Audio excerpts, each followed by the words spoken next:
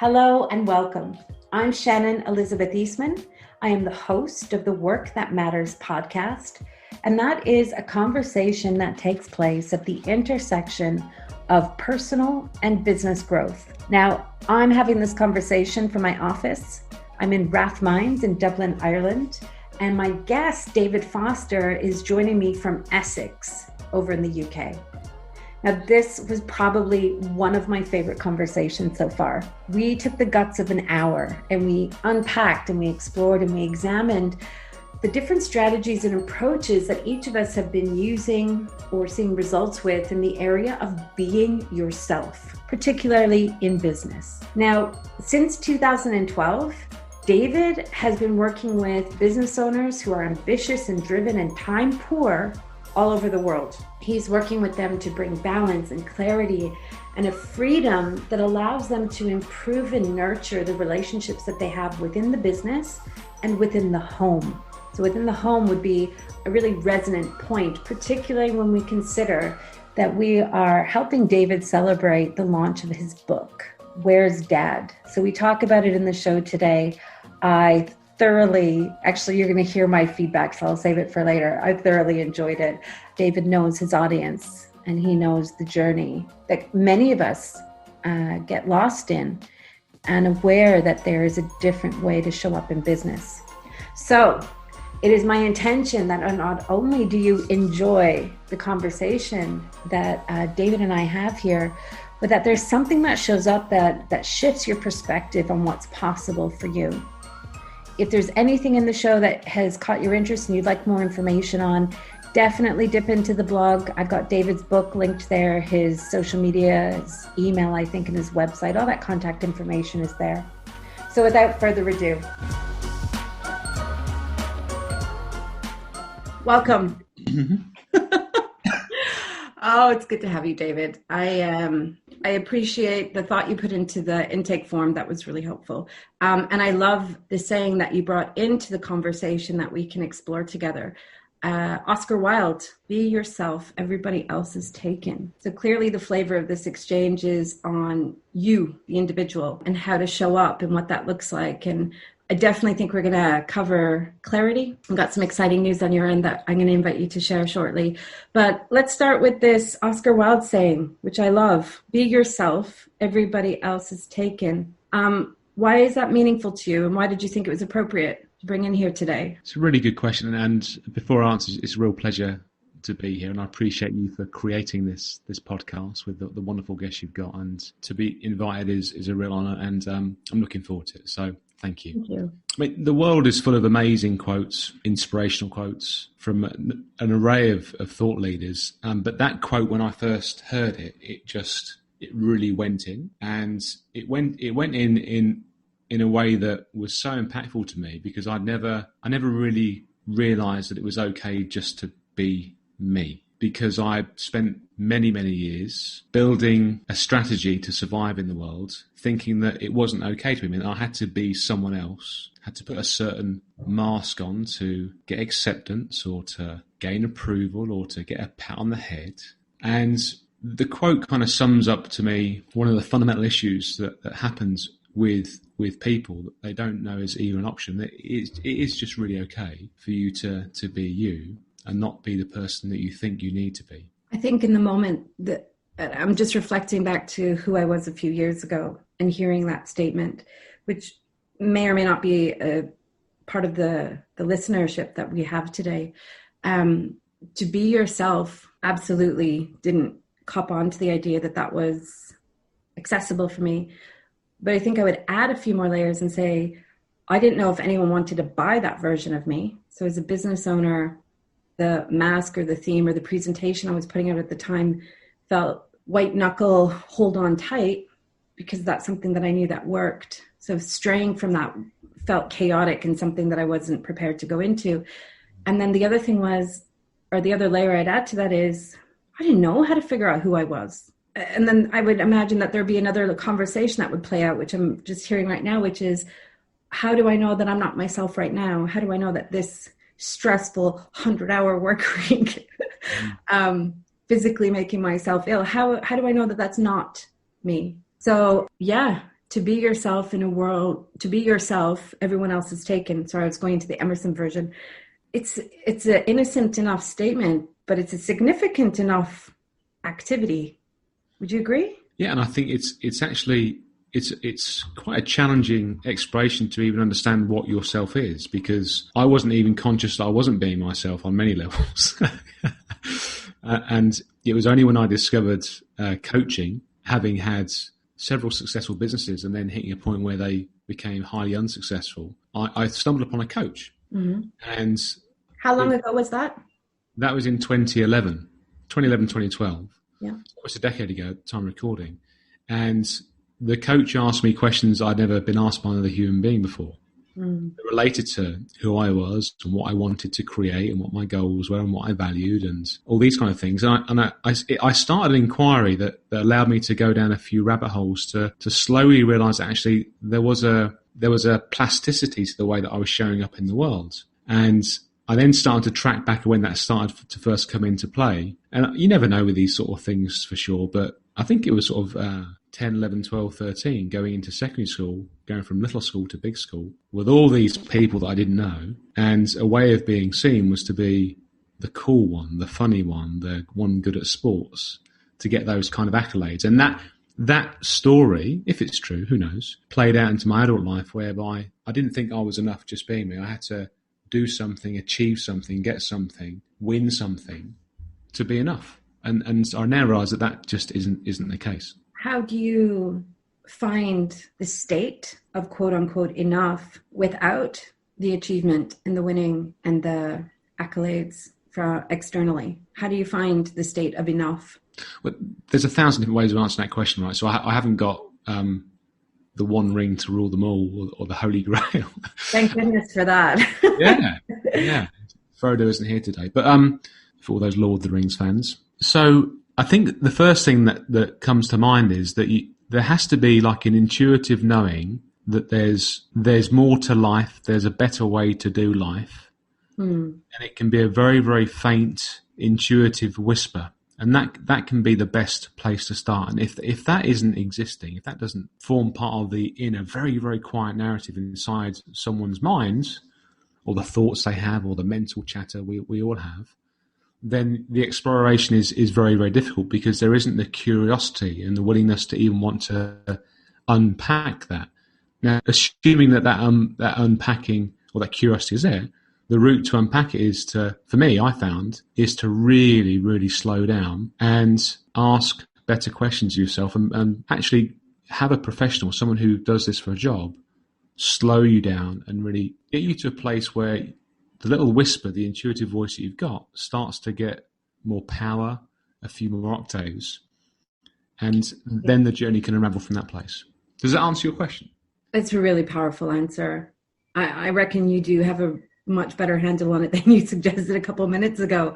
Because as I was listening to you describe it, I was thinking, back in 2011, I would have loved to have heard that, or been invited to participate in that, or to consider that. And I think I might go a step further and say that impulse, that evolutionary impulse that we all have, that's innate in all of us. If you have active, living, breathing body, you're innately designed for this evolutionary impulse that might be faint, because you're 100 hours a week getting, never slowing down enough to be still or listen. It is there.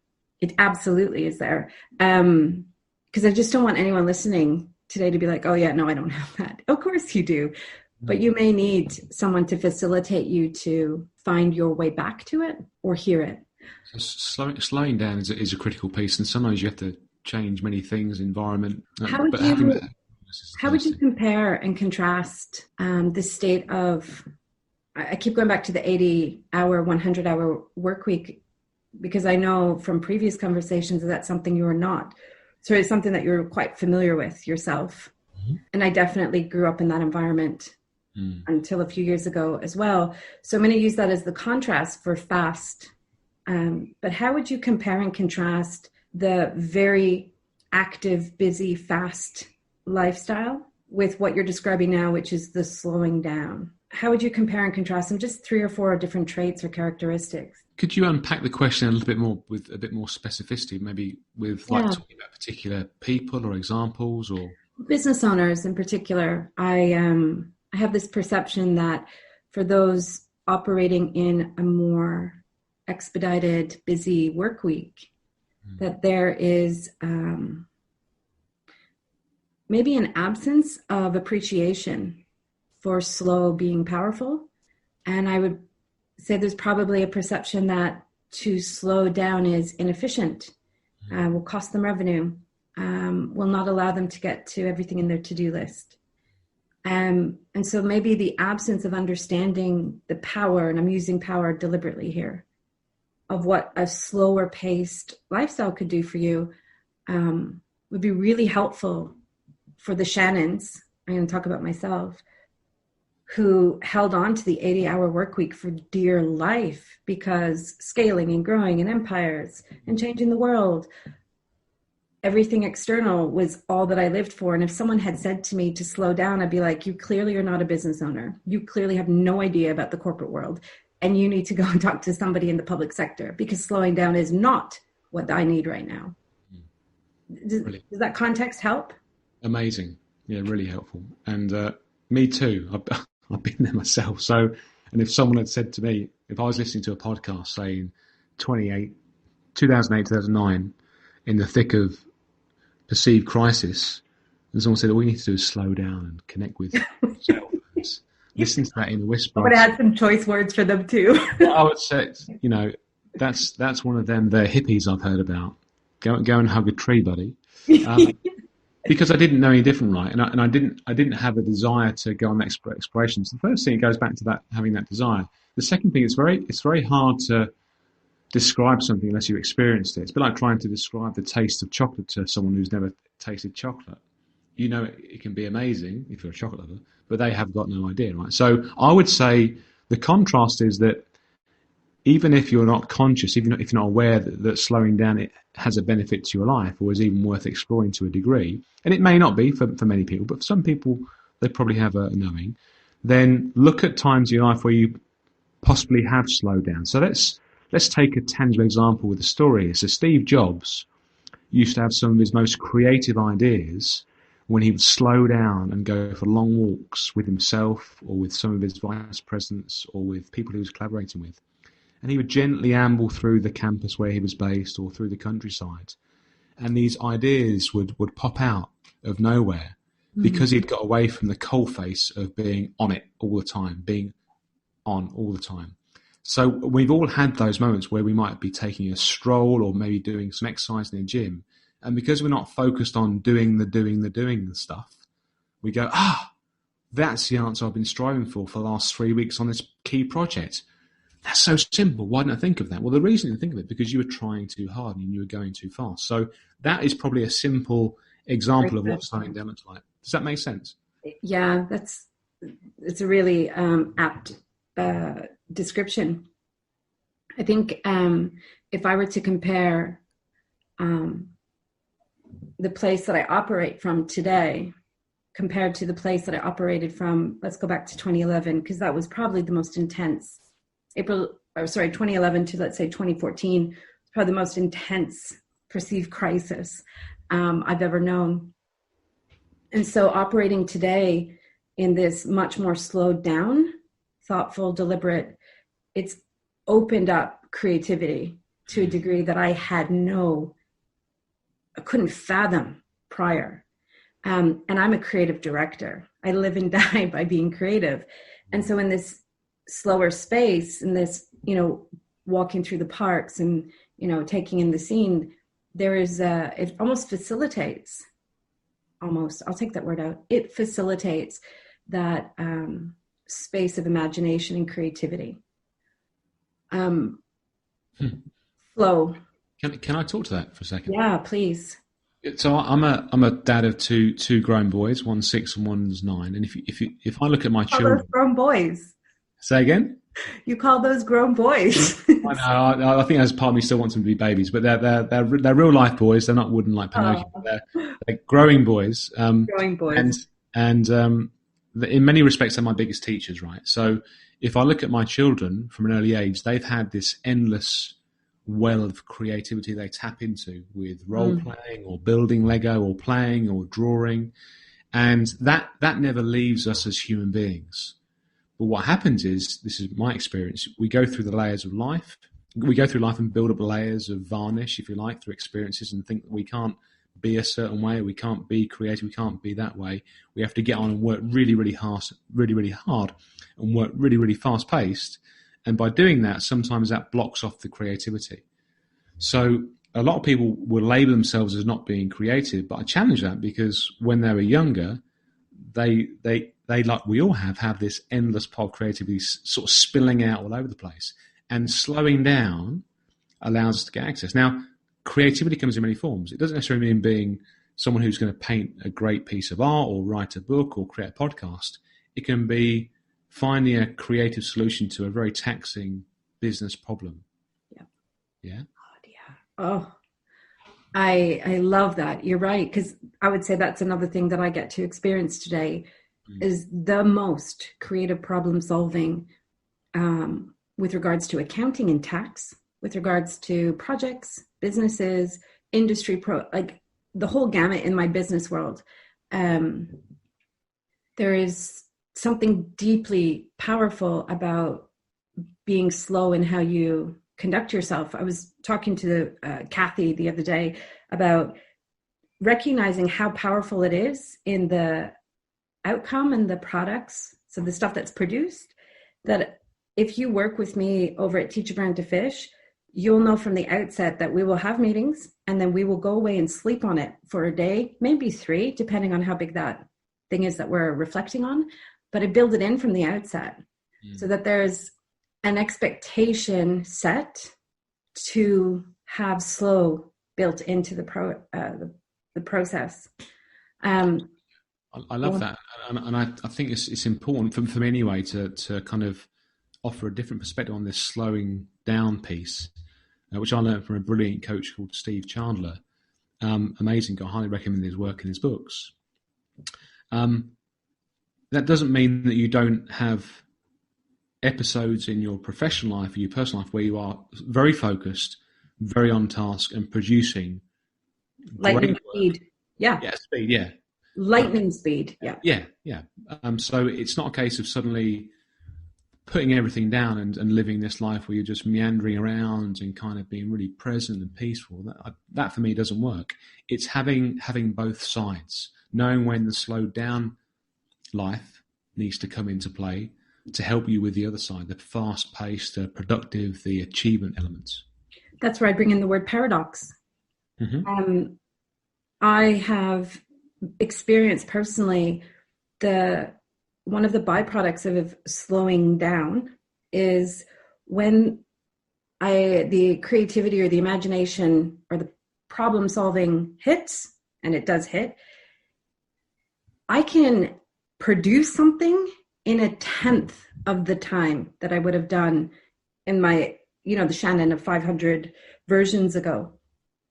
So the paradox is that in this slower space where I'm very connected to myself and being able to recognize what energy I work best in, creative energy and productive energy, and when I'm not forcing it, has facilitated this extraordinary ability to produce stuff in minutes compared to days. So I'm grateful for that as well.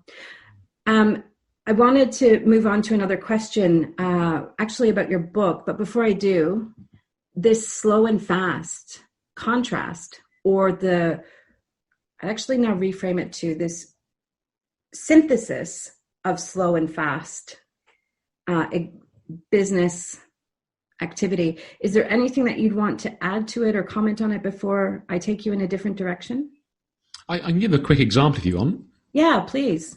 So you mentioned I've just finished a book. I've been on a 2.5-3 year project to create a book, and it meandered a little bit at the end, editing it and tweaking it and polishing it and sending it out for people to review. And then it came at the end and it was like, it's done now. So, well, I'd love to get some people I'd love, admire, respect to read it and to offer endorsements if they felt moved to do so. Yeah. But I only had like 2 weeks to do that. So I had to move really fast. I had to get on it, email these people, call them, send voicemails, ask them politely, and then speed them up and ask them, put pressure on them to deliver something back that was out of the blue for them. And out of the kindness of their hearts and the energy and time and attention I put on that was very focused and very fast. And it got 10 wonderful endorsements for the book. Now, if I'd have been a very slow down pace and said, yeah, get back whenever you can and no problem, it wouldn't have actually been created. So there's time where you need to really turn it on, that flow state, I think. So put your foot on the accelerator. It's a synthesis. I have, I want to add another deliberate example there. So in the marketing world and biz dev where I operate, I have a very structured 16-week program. And up until a few years ago, it was go, go, go, go, go. And we would bang all this stuff out. And it worked and it great. And at the time, it was what was required and what I was capable of. But as I started to make space for this other side, what I've discovered is the 16 weeks is more powerful now. So we still have the pace. I'm not going to say aggression, but there's definitely a force. We feel like we've got deadlines to hit and milestones to deliver. But in this synthesized space of slow and fast, we're very present to the moment inside those 16 weeks. And there's a lot of moments. And as we're present to the moment, we can respond to what's showing up in real time. And thus we pivot or course correct. And 3 recent examples, 3 recent campaigns. I did that once with this woman named Tara, who I think is fantastic, brilliant woman. She gave some feedback in real time that we wouldn't not have picked up if we were just in the milestones, deadlines, deliverables, that changed the course of the campaign, and it hit 500% above target. The second one was a similar campaign. Something showed up in real time that we allowed ourselves to respond to, and 261% increase in sales. So as I sit there a little bit like, not flabbergasted, but just, I'm going to go within awe. It is so powerful to have both present. And a few years ago, I was just completely in the masculine, get it done, deliver results, particularly as a small business, working with small businesses. Because when you're investing in business development of any kind, you need a return. You can't be having clicks and likes and tweets. You need something a little bit more substantial. And 16 weeks can be a lot of time or a little time to deliver those type of results. So yes, definitely a place for both.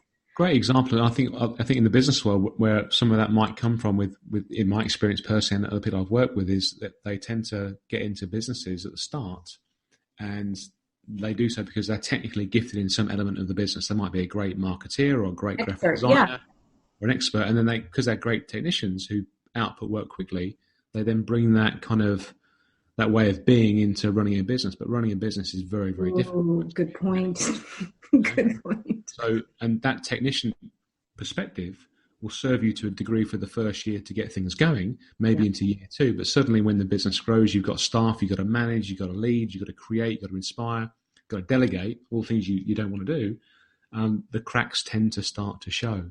Yep, guilty. I definitely resonate with that. Wow. Being yourself and this really cool book that I've watched over the last month or two come to life. Congratulations, by the way. That is no easy feat.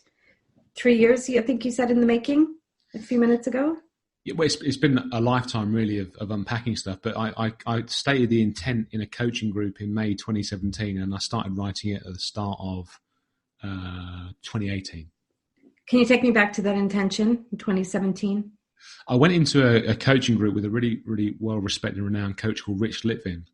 And the reason to go in the group was because I wanted to learn a different way of connecting and creating my own clients. I was working for an organization at the time that was delivering coaching called eMyth, amazing organization, wrote a brilliant book I highly recommend for business owners called eMyth Revisited. But I wanted to do more coaching of the whole person, not just business. Mm-hmm. And I went in this group to learn how to kind of expand my horizons and this stuff. And actually what came out of the group was suddenly this whisper. We spoke on as in, tell them about your book you want to write. And I stated, when I was asked why I was there, I stated the first reason, which I've just given you briefly. And I said, and I want to write a book. And the words just Why? came out. Say again? Why? That why is for two things. So why was it a whisper and a second bullet for the group? And why did you want to write the book? But let's talk about the group. Why was it a whisper? Who are you to write a book? You're not a writer. You can't write. You didn't even do well at English at school. Who's going to listen to you? What the fuck? Am I allowed to swear, Shannon, or not? What the hell? What the hell are you going to write about that's going to be interesting and make a difference in the world? Yeah.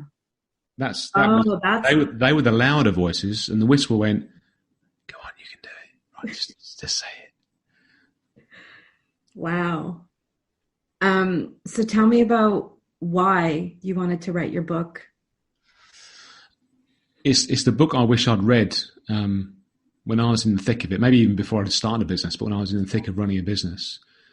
And there's a couple of key things that happened that kind of led to me wanting to write the book. The first is, in 2011, my first son was born. We'd had many, many years of failed pregnancies, miscarriages, heartache, and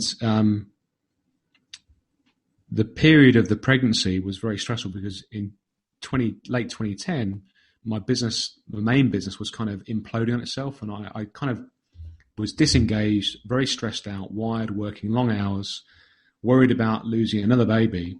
And my son came along, and the minute he arrived and I held him in my arms and just locked eyes with him and then put him sort of skin to skin on my chest, I was like, I'm done.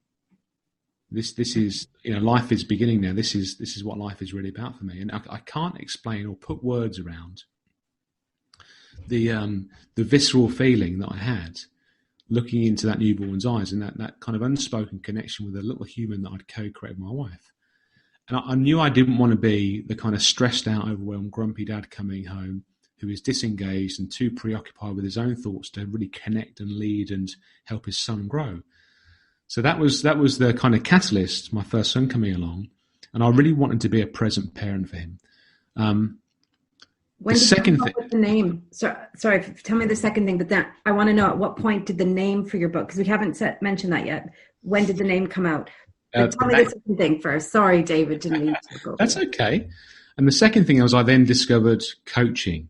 In 2011, I discovered coaching. I got my first coach, and I'd never experienced anything like it. I didn't know these people called coaches that could help you with your life and business existed.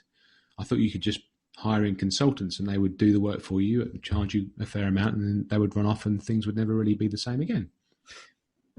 Read into that what you will. Not everyone's the same, but that was my experience. So I got into coaching, and my very first session I said, I'm going to be a coach. The whisper came back again saying, you can be a coach. This is it. Because I knew I wanted to use my experiences in life, growing up in an entrepreneurial home, dad working hard all the time, being a business owner, to help other people, but I didn't know how to package it. So experiencing great coaching inspired me to want to be a coach. So back to the reason for writing the book, which is called Where's Dad? Connect with yourself and your family before it's too late, is I wanted to offer people an opportunity to realize that there is another path in life they can explore, to learn how to make that whisper appear and be a bit louder. Because a lot of people, myself included, didn't even know there was another way to do this thing called life. They didn't know there was another path to take. They could actually give themselves permission to be themselves, to get clarity on what they really wanted to create in the world, and get guidance and support to do it.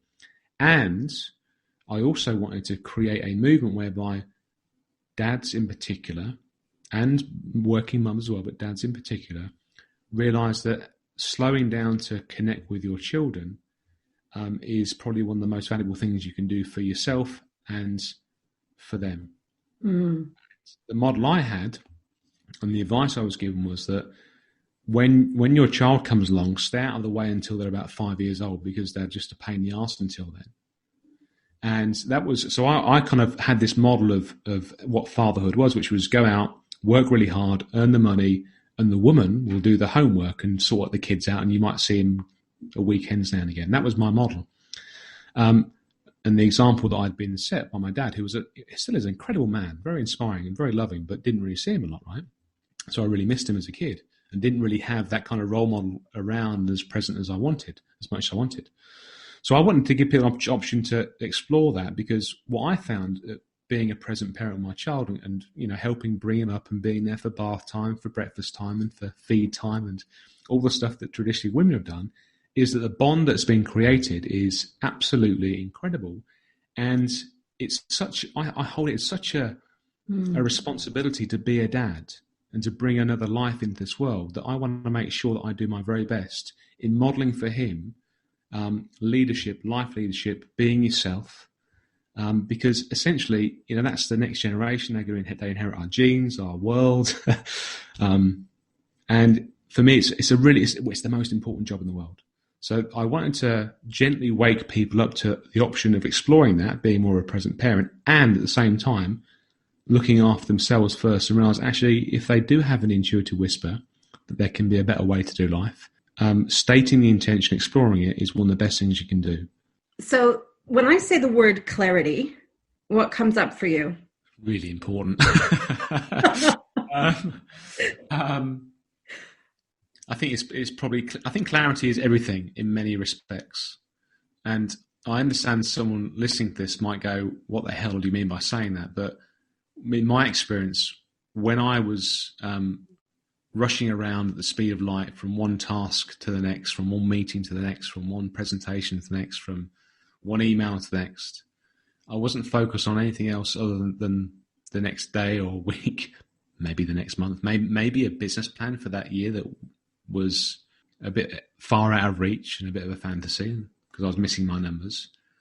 So that was the level of clarity I had. Whereas what I'm talking about is, once again, slowing right down and getting really, really crystal clear on what kind of difference you want to make in the world, and what kind of person do you really want to be in the world? Who do you really want to be as you go through this journey in life in the world? How do you want to hold yourself? How do you want to communicate? How do you want to love? How do you want to lead in a business? How do you want to lead your family? Those are some of the critical pieces, I think, for me, come first. And then from that, clarity around, well, okay, if you're coming from that place and you're being that person, then what do you want to create with your life? What do you want for your professional life? What do you want for your family? What do you want financially? What do you want health-wise? And putting those kind of pieces in place, those elements that allow you to have a clarity of vision that's backed up by very simple actions on a daily basis, so you know you're on the right path. You have this inner knowingness that you're very congruent. And the way that I think best describes it with a simple metaphor I like to use is that for many of us, myself included, many years ago, I was living life trying to do a jigsaw puzzle without the lid of the box. Mm. And some things worked okay. And I was definitely busy. I was definitely trying to force things in and try to make things work and hatch things together. But then when I slowed down and got some brilliant coaching and gave myself permission to look at this thing called clarity, it was almost like I'd kind of got the box of the jigsaw puzzle in. I was like, oh, that's actually where I want to go. And it made creating the picture of my life much, much easier. So clarity is everything. It brings more centeredness, more peace. It allows you to achieve what you want to achieve, what you truly want to achieve, much, much quicker. And I highly recommend it. I love that. And I just got a layer or three of insights around clarity that I guess innately I knew, but I hadn't thought of or articulated. I'm a big, big fan of clarity. So I love that. I want to add a piece to it about clarity puts you on a trajectory. Mm. When you bring clarity to a time and space or time and moment in your life, in the area, family, leadership, business, it doesn't matter which one, you're almost putting like this proverbial thumbtack or flag in the ground. Mm. And it creates inadvertently, again, a trajectory. And sometimes I refer to that trajectory as the path of least resistance, which is what electricity and water move through. Mm-hmm. And as we start to consider that path of least resistance, moving towards this form or version of clarity that is resonant and important to us, we're better at decision making. we're more easily able to see what serves us in moving towards it and what doesn't. And that is a really helpful place to operate in. I love it. I love that. Thank you. It's huge, and clarity. The foundational elements when we come to slowing down to get clarity on your values and your purpose and all the bigger questions we have in life about meaning and making a difference. And that can be quite tricky sometimes. But when you get that place where those building blocks start to come into place, you end up building a house with concrete, steel, solid foundations that's going to stand the test of time. It'd be the property you want, versus building a house on mud or sand foundations that might look great from the outset, but give it a year or two with a strong wind and some flooding, it hasn't got the internal structure to survive very long in the environment that you're in. So that's what came to mind off the back of that. That's brilliant. Thank you. I want to make a comment, but the first thing I want to do is, can you just let our listeners know where they can go and get the first chapter, the free download of your book?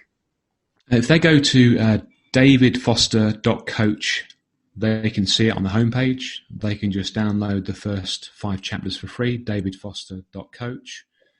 Or there's a page on there, davidfoster.coach/book, that goes straight to the book page. Either of those. Where's Dad? Absolutely.